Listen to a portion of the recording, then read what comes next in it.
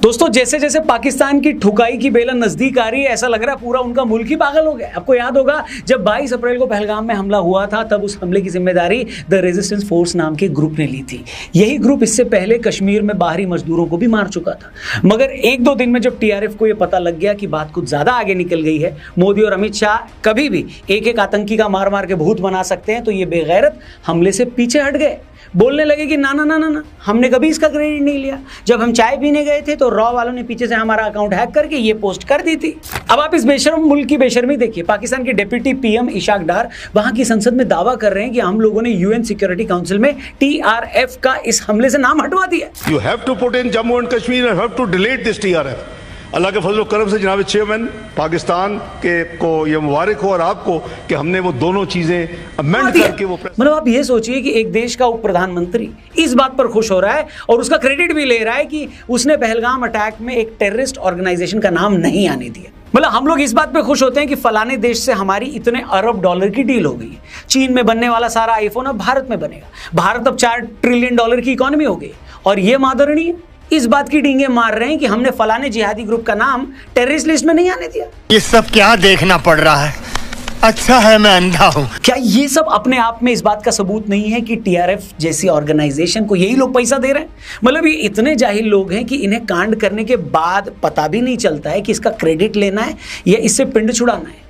इन्हीं का रक्षा मंत्री, जिसकी चारों टांगे इस वक्त कब्र में लटकी हुई है, क्या नाम है उसका बुढ़ऊ का? हाँ, ख्वाजा आसिफ। हाँ, उस बुढ़ऊ ने तो एक फॉरेन चैनल को दिए इंटरव्यू में एक्सेप्ट भी कर लिया कि हाँ, हम लोग यूरोप और अमेरिका के कहने पर इतने सालों से टेररिस्ट ऑर्गेनाइजेशन को पाल रहे थे।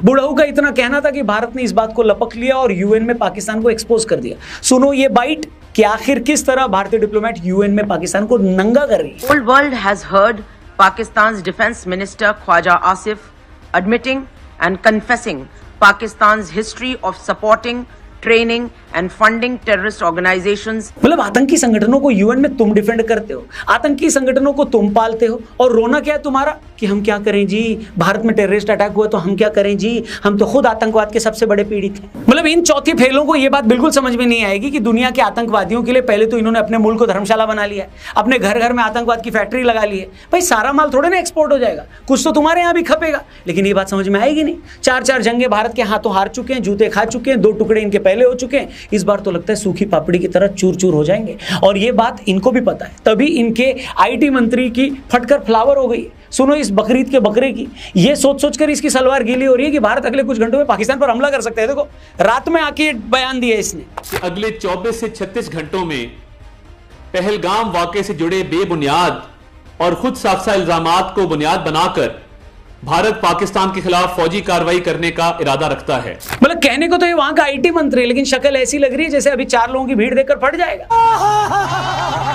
मैंने कहा ना, पूरा का पूरा मुल्क ही पागल हो रखा है। ऊपर से शाहिद अफरीदी जैसे लोग एक बार फिर से ये प्रूव कर रहे हैं कि क्यों इन पापियों को हमने धक्के देकर आईपीएल से बाहर कर दिया था, क्यों हम इन पापियों के साथ कोई क्रिकेट नहीं खेलना चाहते इनके यहाँ जाकर। वैसे पाकिस्तान के साथ अच्छी बात यह है कि वहां जिहादी होने का आपके प्रोफेशन से कोई लेना देना नहीं है। जैसे शाहिद अफरीदी और रिजवान कहने को तो ये क्रिकेटर है, मगर इनमें और किसी मौलवी में कोई अंतर नहीं है। क्या बोल रहा है ये जाहिल पठान कि भारत की फौज निकम्मी है, ये खुद सब काम करवाती है। अबे साले, पहले तो मियां अफरीदी और जितने भी पाकिस्तान के लोग ले देकर अभिनंदन वाली बात पर भारत को सुनाने की कोशिश करते हैं, ये तमाम लोग कान खोलकर लास्ट टाइम आखिरी बार सुन लें कि तुम लोगों ने अभिनंदन को इसलिए नहीं छोड़ा क्योंकि तुम बड़े दरियादिली हो। तुम लोगों ने डर के मारे अभिनंदन को छोड़ा था। खुद उस टाइम इमरान खान ने तुम्हारी संसद में कहा था कि हमें पता लगा है कि भारत ने पाकिस्तान पर मिसाइल अटैक की तैयारी कर ली थी। तुम्हें अच्छा से पता था कि एक और घंटा भी अगर अभिनंदन को तुम नहीं छोड़ते तो भारत पूरे पाकिस्तान को बर्बाद कर सकता था। अभिनंदन को छोड़कर तुमने हमसे रहम की भीख मांगी थी कि अब्बा जान, आपका ये आदमी गलती से हमारे यहाँ आ गया, इसे वापस दे रहे हैं, बस खुदा के वास्ते हमारे ऊपर हमला मत करना। रियलिटी ये है, उसको समझो। वेल, पाकिस्तान की इसी बदतमीजी और इंडिया इस बदतमीजी का क्या जवाब दे सकता है, उस पर एक स्पेशल पॉडकास्ट कर्नल दानवीर के साथ हमने किया है। डिस्क्रिप्शन में लिंक दिया है, जाकर हमारे टीआरपी चैनल पर इस पॉडकास्ट को जरूर देखना। पहलगाम हमला हो या पाकिस्तान की साजिश हो, वहां की आर्मी की बदतमीजी हो, सब पर डिटेल में बात हुई है इस पॉडकास्ट में। डिस्क्रिप्शन में लिंक है, जरूर देखना। फिलहाल इस वीडियो में आगे बढ़ते हैं। सच तो ये दोस्तों की पाक की तब भी फटे में थी और आज भी फटे में। तभी ये लोग कभी रूस और चाइना से जांच कराने की बात करते हैं तो कभी डर के मारे न्यूक्लियर बम की माला जपने लगते हैं। लगते हैं। हमले के बाद से प्रधानमंत्री नरेंद्र मोदी ने एक के बाद एक कई मीटिंग्स ले ही रहे हो, लेकिन कल शाम को उन्होंने एक ऐसी मीटिंग ली जिसके बाद हर कोई यही बोल रहा है कि अब पाकिस्तान पर हमला कभी भी हो सकता है। इस मीटिंग में नरेंद्र मोदी जी के अलावा रक्षा मंत्री राजनाथ सिंह, तीनों सेनाओं के अध्यक्ष और राष्ट्रीय सुरक्षा सलाहकार अजीत डोभाल साहब भी मौजूद थे। मतलब पाकिस्तान की तोड़ाई से पहले जिस से बात की जा सकती थी मोदी जी ने कर ली है। खबर यह भी है कि प्रधानमंत्री ने हमारी फोर्सेस को बदला लेने के लिए फ्री हैंड दे दिया है। मतलब कैसे हमला करना है, कहां करना है और कब करना है, यह पूरी तरह अब तीनों सेनाओं के हाथ में है। यानी इतना तो क्लियर है कि इस बार जो होने वाला है उसका स्केल ऐसा होगा कि पाकिस्तान के परखच्चे उड़ जाएंगे। परखच्चे उड़ने के बाद उस खाली प्लॉट को देखकर लोग ये बताया करेंगे कि यहां कभी पाकिस्तान नाम का एक नाजायज मुल्क हुआ करता था। मैं ऐसा क्यों बोल रहा हूं, इसके अपने रीजन से। 2016 में जब हमने उरी में सर्जिकल स्ट्राइक की थी तो उस वक्त हमारी आर्मी इन्वॉल्व थी, हमारे कमांडोज ने उस ऑपरेशन को अंजाम दिया था। घर में घुसकर मारने की शुरुआत थी वो। फिर 2019 में पुलवामा के बाद जब हमने सर्जिकल स्ट्राइक की तो हमारी एयरफोर्स उसमें शामिल थी, तब भी हमने पाकिस्तान को उसके घर में घुसकर मारा था। इसलिए पूरे चांस है कि इस बार पाकिस्तान को हर तरफ से घेर कर मारा जाए। पाकिस्तान से लगने वाले अरब सागर में हमारे युद्धपोत ने तो मिसाइल टेस्टिंग भी शुरू कर दी। सच तो यह है कि पाकिस्तान को सबसे ज्यादा डर इंडियन नेवी का ही है, क्योंकि आर्मी और एयरफोर्स में तो हम फिर भी पाकिस्तान से 2 या 3 गुना मजबूत है, लेकिन हमारी नेवी पाकिस्तान नेवी से 8 गुना ज्यादा ताकतवर है। भारत के पास आईएनएस विक्रमादित्य और आईएनएस विक्रांत के रूप में 2 एयरक्राफ्ट कैरियर्स हैं, जबकि कंगाल पाकिस्तान के पास एक भी एयरक्राफ्ट कैरियर नहीं है। और अगर वो भीख मांगकर एयरक्राफ्ट कैरियर खरीद भी ले तब भी उसे मेंटेन करने का इतना खर्चा है कि वो उसकी मेंटेनेंस में ही बर्बाद हो जाएगा। इसके अलावा भारत के पास 70,000 नौसैनिक है, पाकिस्तान के पास सिर्फ 25,000। भारत के पास 150 युद्धपोत हैं, पाकिस्तान के पास सिर्फ 50। आप फर्क देख रहे हो दोनों देशों की नेवी का। बस यही सोच सोचकर शहबाज शरीफ सलवारें गीली कर रहे हैं। ये सोचकर ही कंगाल मुल्क घबराया हुआ है कि इस बार भारत ने समुद्र के रास्ते हमला किया तो हम डूबेंगे कहां जाके। सोचकर देखिए क्या मंजर होगा, इधर पाकिस्तान पर समुद्र के रास्ते हमला, उधर एयरफोर्स का हमला, फिर आर्मी का हमला।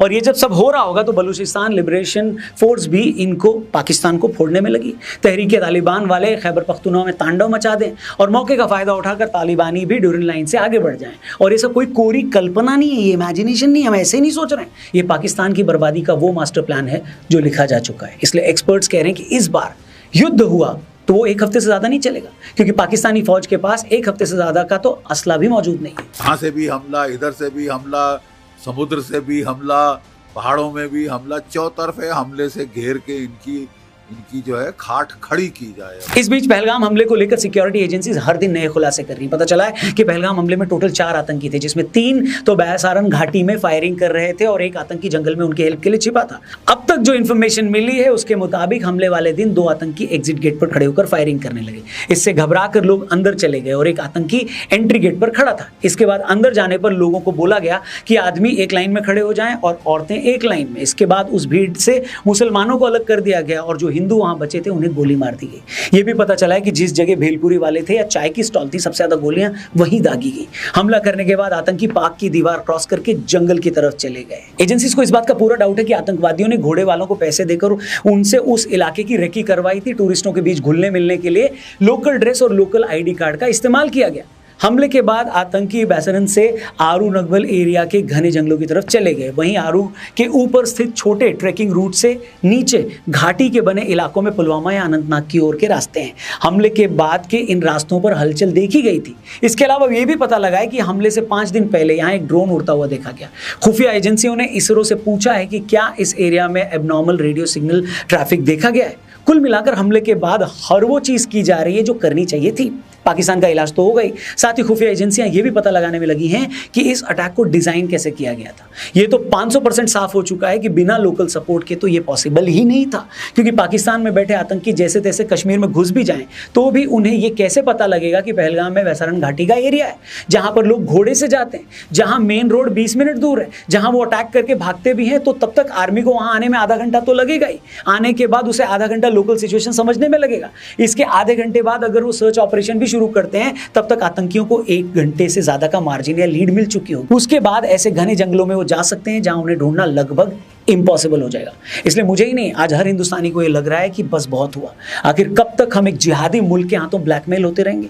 एक नालायक बच्चे की तरह उनका तो बचपन से फंडा एकदम क्लियर है बॉस, कि हमें कोई तरक्की नहीं करनी है, सिर्फ आवारागर्दी करनी है, लाइफ में कोई ढंग का काम नहीं करना है, दूसरों से उधार मांगकर खाना पीना है और मोहल्ले के हर छठे हुए गुंडे को अपना दोस्त बनाना है। उन्हें अच्छे से पता है कि हमें बस हिंदुस्तान में धमाके करने, हिंदुओं से नफरत करनी है, फिर भले ही उस नफरत में हम खुद ही बर्बाद क्यों ना हो जाएं। तो ये है मामला पाकिस्तान का। लेकिन अब टाइम आ गया है कि इस जिहादी मुल्क का परमानेंट इलाज किया जाए, ताकि हमें हर दूसरे दिन ऐसे हमले न झेलने पड़े, ताकि हर दिन आगे बढ़ रहे हिंदुस्तान को ऐसे मूर्ख, जाहिल और जिहादी पड़ोसी के साथ एंगेज ना होना पड़े। लेकिन जब तक पाकिस्तान का वजूद है, भारत को वो परेशान करता रहेगा। इस परेशान से निजात पाने का एक ही तरीका है, और वो क्या है वो मैं नहीं बताऊंगा।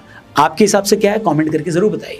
आखिर वो कौन सा तरीका है जो इस बार भारत अपनाने वाला है, ताकि पाकिस्तान नाम का ये जो कोरोना का वायरस है उसका परमानेंट इलाज हो पाए। जो भी हो आपकी राय कमेंट करके जरूर बताएं। वीडियो सही लगी हो तो इसे अपने दोस्तों तक जरूर पहुंचाएं, शेयर जरूर करिएगा। Thank you for watching. जय हिंद, वंदे मातरम।